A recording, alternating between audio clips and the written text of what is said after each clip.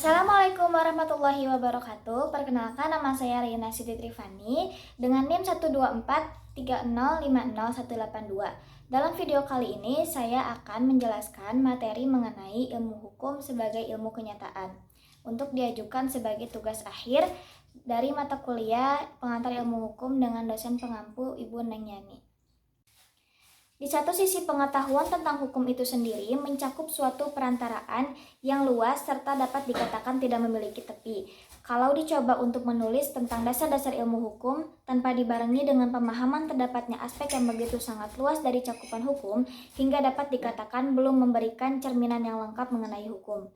Terdapat bagian dari ilmu hukum yang dapat dikatakan bahwa ilmu bantu hukum sebagai ilmu tentang kenyataan yang mana terdiri dari sosiologi hukum, antropologi hukum, psikologi hukum, ilmu perbandingan hukum, dan sejarah hukum yang dalam perkembangannya membantu perkembangan ilmu hukum.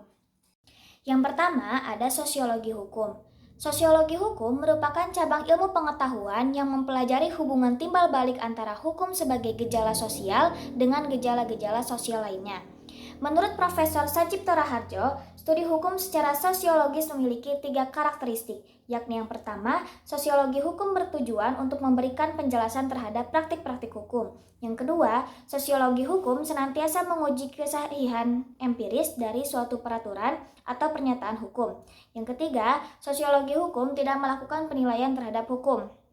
Menurut Profesor Sajipto Raharjo, ketiga karakteristik atau ciri-ciri ini merupakan kunci bagi orang yang berminat untuk melakukan penyelidikan dalam bidang sosiologi hukum.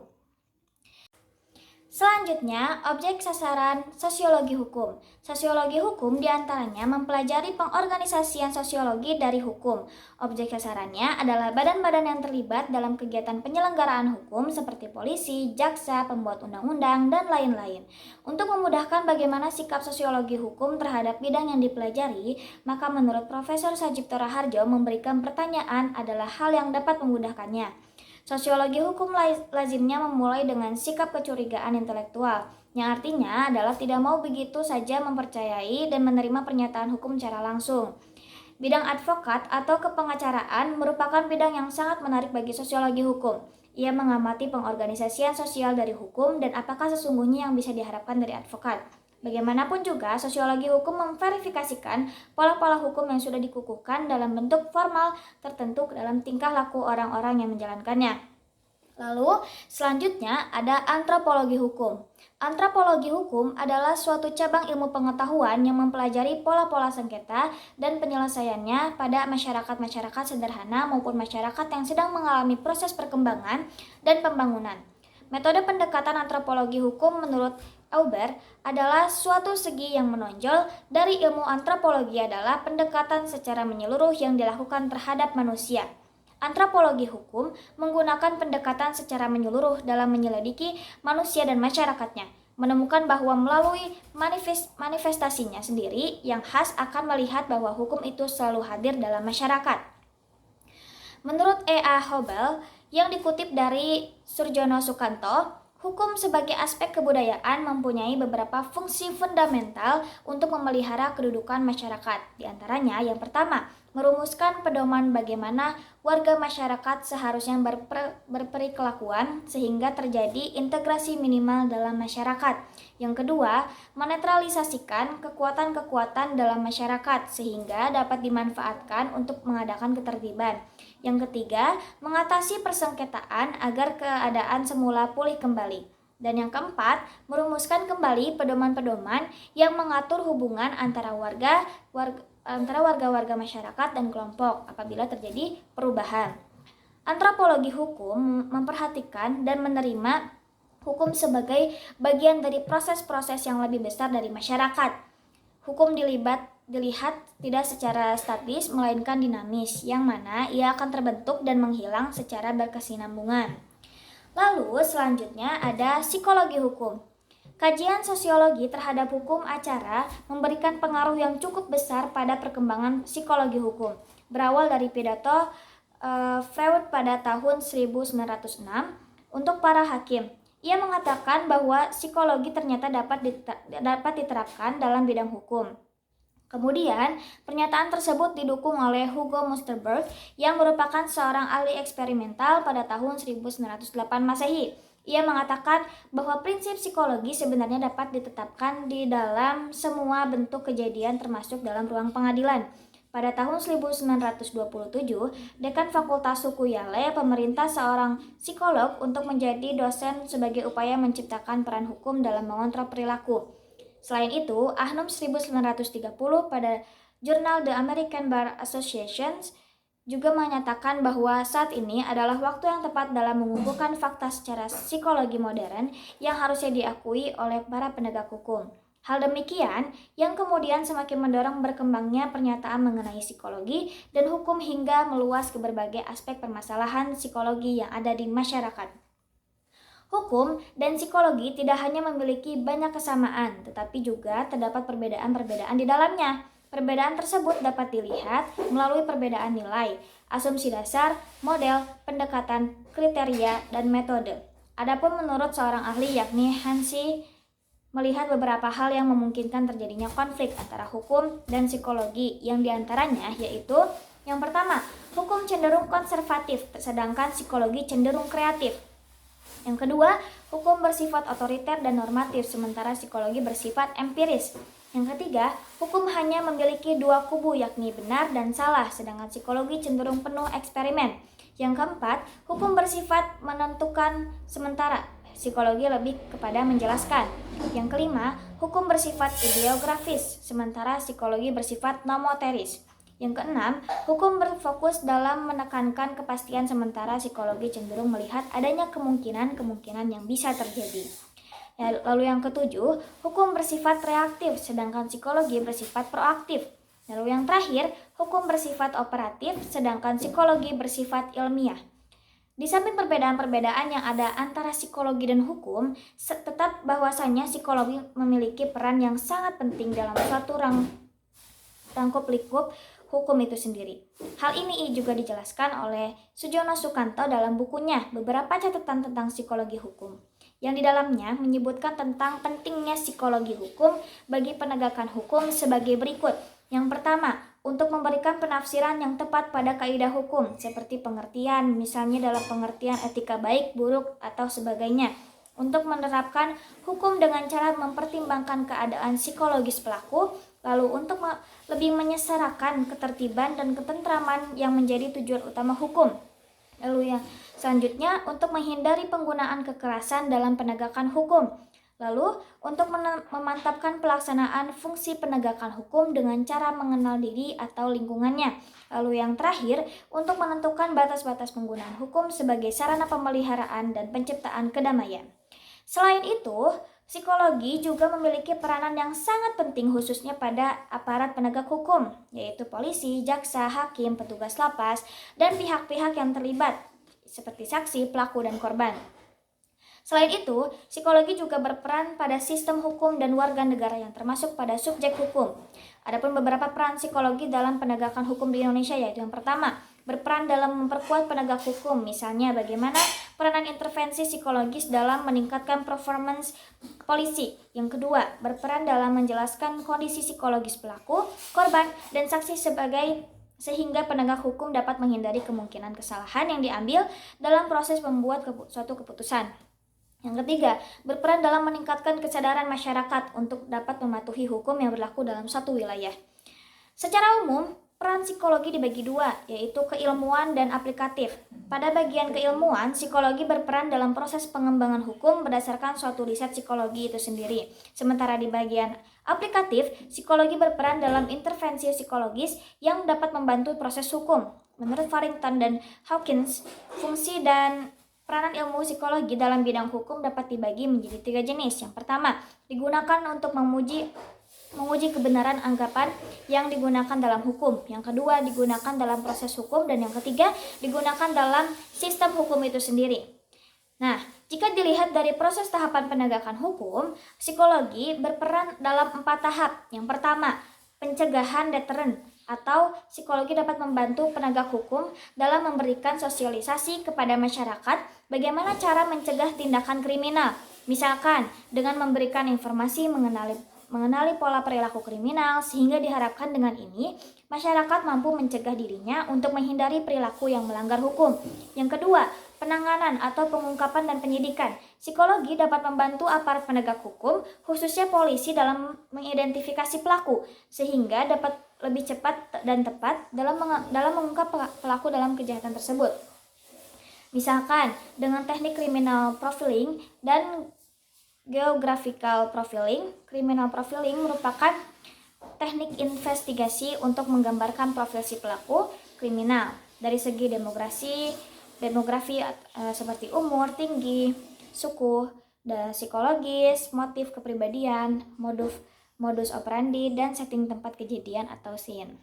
Nah, yang terakhir ada pemidanaan. Terdapat beberapa teori terkait dengan pemidanaan. Yang pertama, teori retributif atau balas dendam. Dalam teori ini dikatakan bahwa setiap orang harus bertanggung jawab atas perbuatannya, sehingga apapun akibatnya dia harus menerima hukuman yang setimpal atas perbuatannya tersebut. Yang kedua, teori relatif atau tujuan. Teori ini disebut juga teori deterrence atau pencegahan karena bertujuan untuk mencegah individu melakukan perbuatan jahat yang tentunya melanggar hukum. Ada dua jenis teori relatif, yaitu teori pencegahan dan teori penghambat. Teori pencegahan terbagi menjadi dua, yaitu pencegahan umum, efek pencegahan sebelum tindak pidana dilakukan. Sedangkan dalam teori penghambatan, pemindanaan bertujuan untuk mengintimidasi mental pelaku agar di masa yang akan datang tidak melakukan hal yang serupa kembali. Ketiga, behavioristik. Teori ini berfokus pada perilaku, terbagi menjadi dua diantaranya, yaitu incapacitation teori merupakan pemindanaan yang harus dilakukan agar pelaku tidak dapat berbuat pidana kembali, dan rehabilitation teori, yaitu pemindanaan yang dilakukan untuk memudahkan rehabilitasi.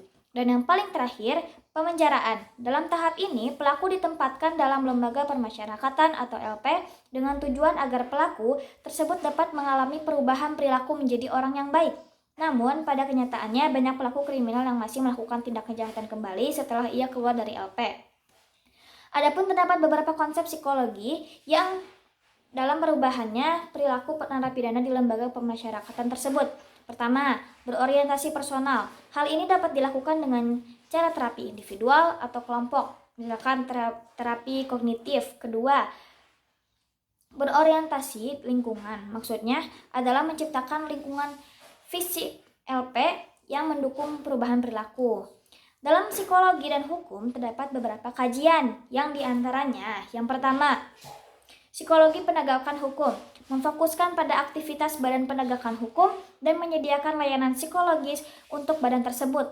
Yang kedua, psikologi narapidana berfokus pada penanganan narapidana di mana mengajarkan strategi penanggulangan masalah, manajemen kemarahan, dan lain sebagainya. Yang ketiga, psikologi forensik membantu bidang hukum dalam melakukan analisis apakah seseorang dapat mengikuti persidangan dan bertanggung jawab atas tindakannya, dampak psikologis yang dialami, kompetensi mental pada situasi non-kriminal, otopsi psikologis, criminal profiling, dan analisis kelayakan seseorang sebagai orang tua untuk penentuan hak asuh anak.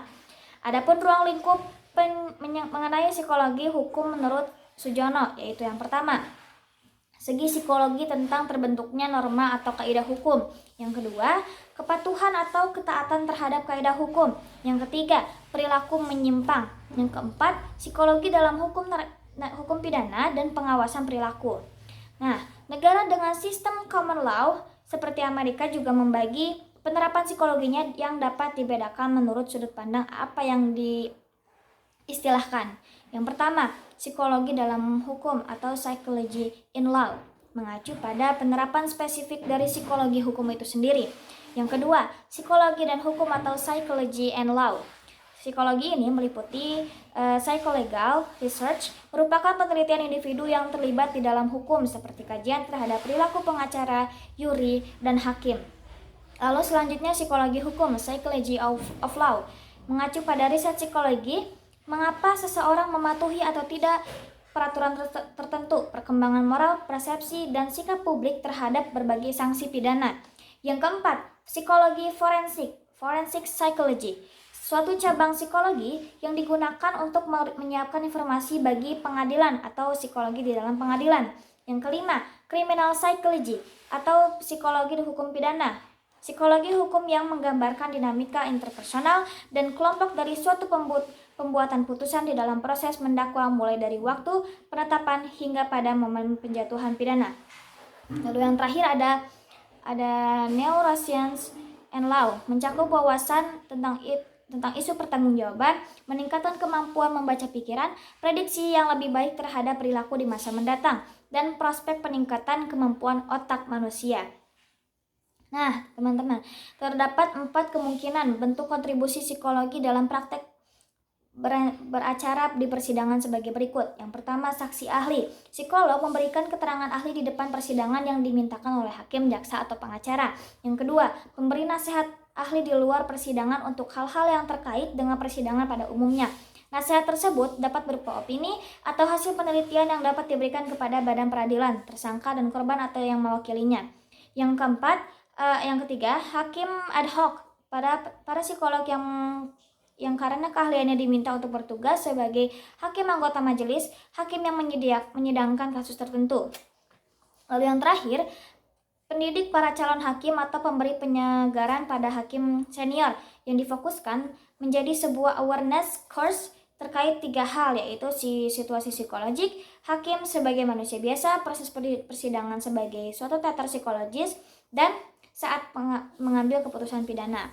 Nah, psikologi hukum merupakan cabang ilmu pengetahuan yang mempelajari hukum sebagai pembentukan hasil jiwa manusia, baik putusan pengadilan maupun perundang-undangan. Selain itu ia juga mempelajari faktor pribadi yang mendorong orang tersebut untuk mematuhi atau melanggar kaidah hukum, bersifat logis, empirik, analitik, dan deskriptif dalam menjelaskan pengalaman dan perilaku berdasarkan logika, metode ilmu, dan riset. Karakteristik daripada psikologi hukum itu sendiri adalah para partisipan penegak hukum yang dipengaruhi oleh perspektif mereka, yakni partisipan hukum, nilai yang dianut, pengalaman, kemampuan orang partisipan hukum tersebut. Secara umum, objek dari psikologi hukum itu sendiri adalah manusia yang berbagai kegiatan yang berhubungan dengan lingkungannya, yaitu perilaku dan fenomena hukum. Lalu selanjutnya ada perbandingan hukum. Perbandingan hukum merupakan kegiatan memperbandingkan sistem hukum yang satu dengan yang lain, baik antar bangsa, negara, bahkan agama, dengan maksud mencari dan mensinyalir perbedaan-perbedaan serta persamaan-persamaan dengan memberi penjelasannya dan meneliti bagaimana berfungsinya hukum dan bagaimana pemecahan yuridisnya dalam praktek serta faktor-faktor non-hukum yang mana saja yang mempengaruhinya. Penjelasannya hanya dapat diketahui dalam sejarah hukumnya, sehingga perbandingan hukum yang ilmiah memerlukan perbandingan sejarah hukum. Lalu, ada manfaat dan tujuan perbandingan hukum. Yang pertama, sebagai penunjang dalam usaha pembentukan hukum nasional. Lalu sebagai faktor penting bagi usaha unifikasi hukum. Lalu perbandingan hukum juga penting dalam rangka usaha menemukan saling pengertian yang lebih mendalam mengenai hukum kita sendiri. Lalu untuk menentukan asas-asas hukum dari hukum, terutama bagi hakim pengadilan internasional, hal ini penting untuk menentukan the general principle of law yang merupakan sumber penting dari hukum internasional. Lalu tujuan perbandingan hukum ada untuk kepentingan pembentukan undang-undang, untuk kepentingan peradilan, penting dalam perjanjian internasional, dan penting untuk terjemahan yuridis. Lalu selanjutnya ada sejarah hukum. Hukum pertama kali muncul dari bangsa Romawi, di mana pada saat itu dipimpin oleh Kekaisaran Justinianus yang berkuasa dari tahun 527 hingga 565 Masehi.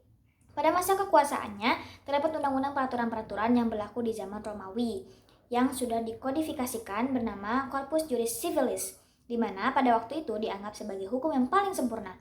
Di dalam Corpus Juris Civilis terbagi menjadi 4 bagian, yaitu Codex Digesta Institutionis Novelbae.